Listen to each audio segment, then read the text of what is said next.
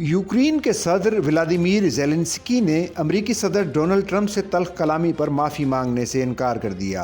अमरीकी सदर ट्रंप और यूक्रेनी सदर की मुलाकात झगड़े की सूरत इख्तियार कर गई। यूक्रेन के सदर ने व्हाइट हाउस में अमरीकी सदर ट्रंप से मुलाकात की। इस मौके पर मीडिया नुमाइंदों के सामने यूक्रेनी सदर की अमरीकी सदर और नायब से तकरार होती रही, जिसकी वीडियो कैमरों में महफूज हो गई। अमरीकी सदर ट्रंप ने सदर ज़ेलेंस्की से कहा कि आपका मुल्क जंग नहीं जीत रहा, आप हमारी वजह से इस जंग से सही सलामत निकल सकते हैं। अगर आपकी फौज के पास हमारा दिया हुआ अस्करी साजो सामान नहीं होता तो ये जंग 2 हफ्तों में ही खत्म हो जाती।